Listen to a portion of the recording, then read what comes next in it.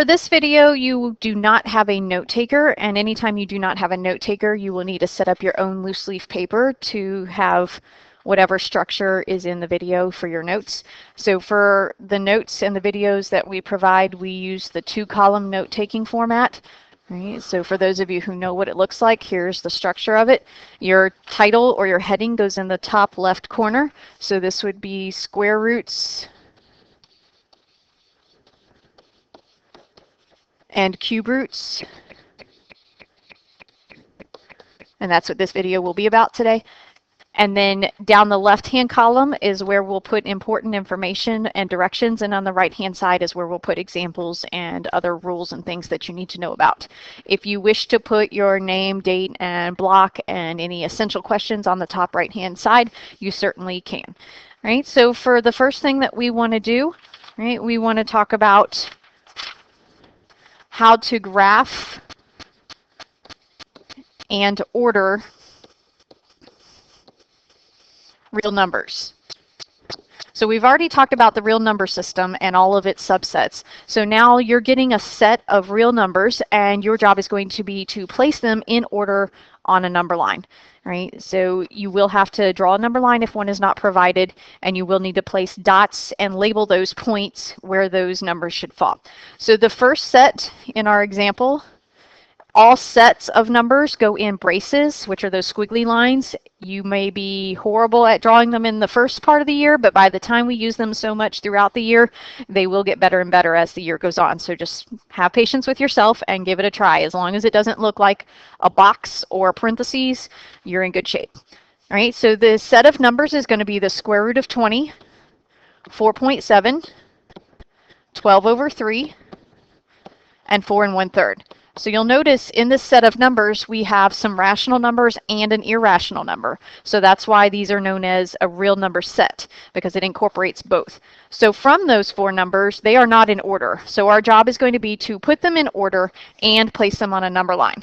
Right? So before we go to our number line, which you can go ahead and already draw, we need to leave some space underneath, because we can't place these numbers on a number line until they all look the same.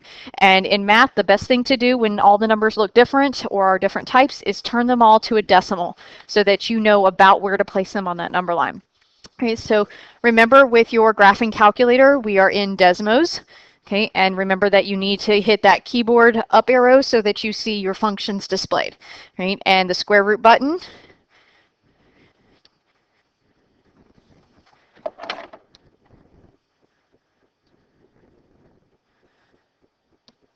And then the number 20, because you're doing the square root of 20. And you'll notice in the right-hand corner that that's the decimal equivalent, so it's about 4.47. So when we go back to our notes, we want to write underneath the square root of 20, 4.47. You don't need to worry about rounding or place values at this point. Just take a couple numbers after the decimal and you'll be able to see where things go. The next one is already a decimal, and that's 4.7. So if we want to keep everything the same length, then we would have this one as 4.70. Anytime there's no number in the back, you put a 0. Right? And then 12 divided by 3, or 12/3, is a whole number, because when 12 divides by 3, you just get 4.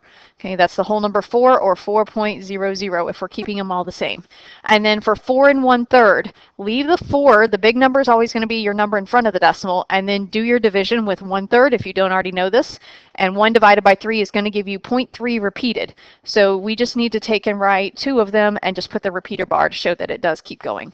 So there's our 4 decimals, and that's going to help us place them on a number line. So if you look, I really don't need anything beyond a 4 and a 5, but I don't want to just put a 4 and a 5 on my number line and squeeze all these dots in between. I want to space them out. So if we're looking at it, I can make this one 4.0 down here, and then I can count by tens. 1, 2, 3, 4, 5, 6, 7, 8, 9, and the 10th one is going to be your whole number 5. So basically you just did 4.1, 4.2, 4.3, and so forth. Right? So what I'm going to do is label every other one. 4.2, here's 4.4, here's 4.6, and here's 4.8.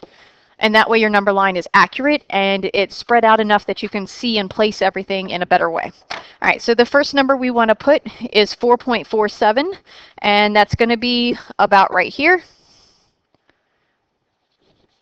And you can't just put a dot because there's 4 dots that are going to be sitting on this number line. That is the dot, but you need to label it as the square root of 20 because that's what that dot represents. Don't put the 4.47, right? The original number was square root of 20.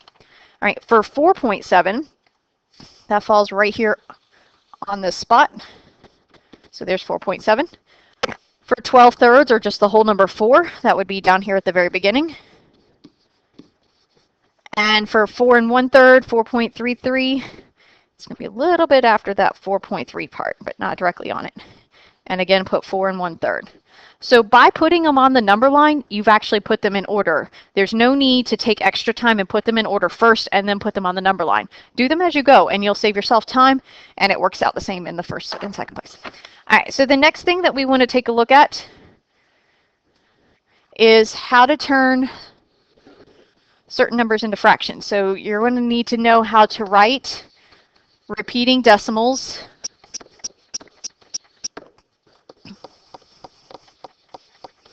as fractions. Your normal fractions end up over tens, hundreds, thousands, etc., and then you reduce it as needed, right? But when you have a repeating number, you can't use that, right? So the example that I want to use so that you have something to look off of is we're going to write the number 0.39 with the repeater bar over the 3 and the 9 as a fraction in simplest form. For every part of this course from here on out, even if it doesn't say in simplest form, it means you must reduce your fractions. You cannot leave a fraction in a non-reduced form and get credit for it. All right, so when you go to do this, you see 2 decimal places, and normally you would put that over 100 because that's tenths and hundredths place, right? But when you have that repeating line, it doesn't work that way. So there's a little saying that I have. If you have a line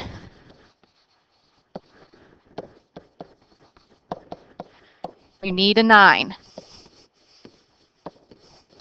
And that's a little rhyming saying so that you'll never forget it because it's different than the other numbers without the repeater bar, right? So every time you see that repeating line, you need 9s underneath it. Now you just can't put 1.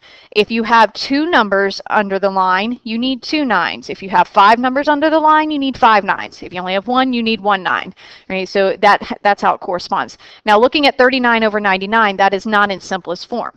Okay, so both of these numbers can be divisible by 3 to reduce it. Okay, and 39 divided by 3 is going to give me 13, and 99 divided by 3 is going to give me 33. So if you were to type these 2 fractions in the calculator, 39 over 99 and 13 over 33, they're going to give you the exact same decimal, but only one of them is the right answer because it asks for in simplest form. 13 over 33 is going to be your final answer. So the key to this is if it has a line, you need some 9s. All right, the next thing we want to talk about is our square roots and cube roots. Okay, so we need to talk about the symbols first. The square root symbol, right, looks like the check mark box, and you've seen that many years now. That's your square root. The cube root is the same symbol, but outside of it is a little 3 as an exponent.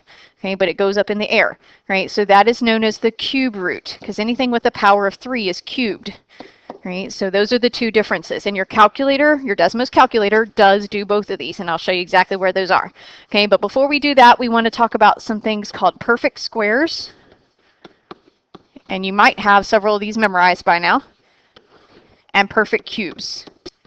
Those might be a little trickier for you to memorize. You will have to memorize some later in the year in this course, but for right now, the calculator can assist you. All right, perfect squares are when you take a number and you multiply it times itself. The answer you get is known as a perfect square. So 0 is a perfect everything. It's not a whole, or it's a whole number, so it doesn't always get put in there, but if somebody says, what's the square root of 0, you would answer 0. Most times the perfect squares list always starts with a 1. 1 is a perfect everything. Okay, 1's a perfect square, 1's a perfect cube. It's perfect everywhere. All right, so then after 1 squared, you end up with 2 squared, which is 4, 3 squared, which is 9, 4 squared is 16, and you should know these numbers, so I'm only going to do several of them. 25 is 5 squared, 36, 49, 64, 81, 100, and you could keep going. Okay, now for perfect cubes, it's not just the number times itself, it's the number times itself 3 times. So 1 times 1 times 1 is 1. That's why 1's always a perfect everything. And then 2 times 2 times 2, or 2 cubed, is 8. 3 cubed, 3 times 3 times 3 is 27. 4 cubed is 64. 5 cubed is 125. 6 cubed is 216. And you can keep going. On your calculator, if you look at your bottom left keypad, you see the a to the b exponent. If you hit that,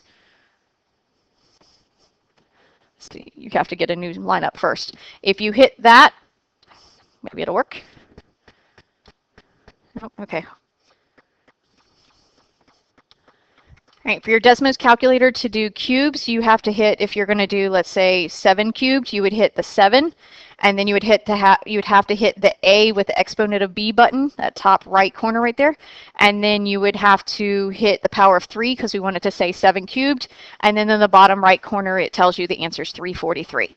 Right, so you can raise a number to a power. It's going to use that A with the power of B button on your calculator. And I can show you that more in class if that's not something you feel extremely comfortable with yet. All right, so back to where we were.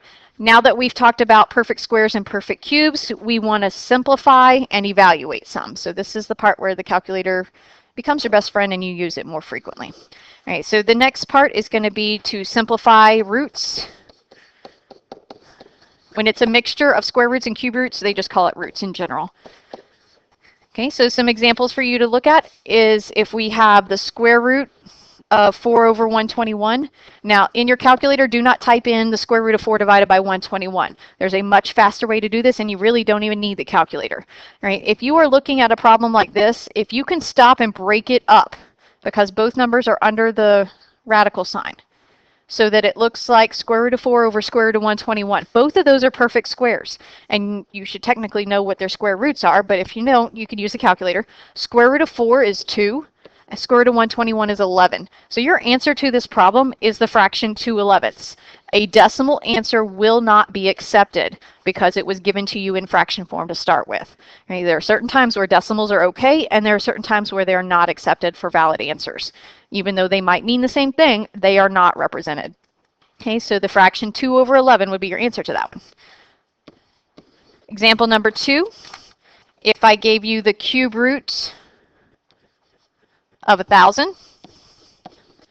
Okay, now if you go to your calculator and you go to, you first have to hit the next line on the left. If you go to functions and then you go to miscellaneous tab on the top right, you will see 1, 2, 3, the fourth one down under that miscellaneous word, right, is the button that allows you to change what kind of root you're doing. So if you hit it, it looks like it's blinking on the outside. That's where you would put the 3 to represent the cube root. And then you type or you tap underneath, and now you need to enter what you're trying to find the cube root of. We wanted to find the cube root of 1,000. So you enter 1,000, and then in the gray box on the bottom right of that corner of that screen is the answer 10. The cube root of 1,000 is 10. Okay, so it's really going to come down to you practicing using the Desmos calculator to get used to it in the first place, as well as understanding what you're doing and how it looks. All right, so the next one is going to be the cube root of 180. So we're back in the calculator again. You got to hit a new slot below it. Okay, and then remember that your cube root button is under functions, under miscellaneous, fourth one down. Then you have to hit the 3 to represent the cube root. And then underneath the radical, you want to put 180. And you'll notice that it comes out to be a decimal, right? You don't need to write every single part of that decimal down. Okay, typically the directions are going to tell you where to round to, and if they don't, just round it to the tenths place. Tenths or hundreds is fine. So for the cube root of 180, it's about, because it's not technically equal to, but it's about 5.6. Okay. Okay, and then the last section that we'll be looking at is estimating, which means you're not going to give an exact answer. You're going to be rounding. So this puts your rounding skills into place. And you're estimating to the nearest whole number.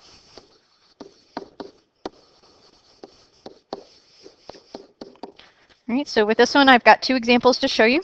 So the first one is going to be the square root of 35. And we know 35 is not a perfect square, so we know it's going to be a decimal, right? But we don't want the decimal value. We want about what it's going to be to the nearest whole number. So again, hit your next arrow down or your next spot underneath where you were. Square root is on the left and the keypad on the left, and then 35. And the trick with rounding is if the number right behind the decimal, this tens place right here, if that is 5 or higher, you are going to round up. So because it's a 9, we're going to bump the 5 up to a 6. Okay, so for this one, the square root of 35 is about 6. Okay, for the next one, I want you to practice estimating to the nearest whole number with a cube root. So we're going to do the cube root of 90. Again, we're going to go back to the calculator. You've got to hit the next spot down. Okay, let me get rid of my little arrow here. You're going to go to functions. You're going to go under the miscellaneous, fourth one down. You're going to type in the 3 for the cube root part. And then we want to do the cube root of 90. So we got to type in 90 now.